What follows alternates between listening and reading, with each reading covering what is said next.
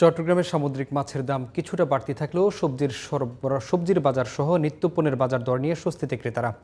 কেজিতে সবজির দাম কমেছে 10 থেকে 15 টাকা, আর বাজারে রয়েছে দেশি পেঁয়াজের পর্যাপ্ত সরবরাহ।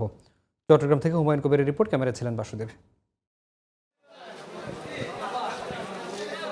চট্টগ্রামের কাঁচাবাজারগুলোতে ফুলকপি, বাঁধাকপি ও শিম ছাড়া মৌসুমি সবজির দাম কমেছে। গত সপ্তাহের তুলনায় কেজি প্রতি 10 থেকে 15 টাকা কমে পটল বিক্রি করা হচ্ছে 60 টাকা, টমেটো 40 টাকা, কাঁকরোল 70 টাকা। তবে দাম বেড়েছে কাঁচামরিচ, ফুলকপি, বাঁধাকপি ও শিমের। যেহেতু গত সপ্তাহে কাঁকরোল ছিল 120 টাকা, এই সপ্তাহে 90 হইতে 100 টাকা, আপনার ভেন্ডি 50 হইতে 60 টাকা, গত সপ্তাহে তুলনায় 80 টাকা ছিল, এসব 20-30 টাকা কমছে।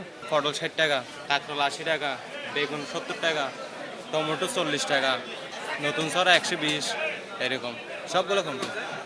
10 টাকা 20 টাকা এরকম কমছে প্রতি কেজি। বাজারে সবজির দাম কমায় স্বস্তি ফিরেছে ক্রেতাদের মাঝে।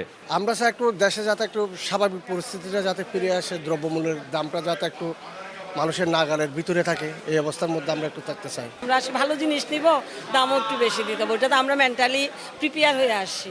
মাছ মাংস এখন তো মোটামুটি দাম সুবিধাজনক, তরকারিও দাম সুবিধা চলতেছে। এদিকে গেল সপ্তাহের তুলনায় বেড়েছে মাছের দাম, তবে আগের দামে আছে মাংস, ডিম ও মুরগির দাম। দেশি মুরগি বিক্রি করতেছি 630 টাকা, আপনার ব্রয়লার মুরগি 175, 180 এরকম, সোনালি 270, 80 টাকা এরকম বিক্রি করতেছি। চাঁদপুর নোয়াখালীর মাছগুলো আসতেছে মোটামুটি আগের থেকে রেট একটু বাড়তি।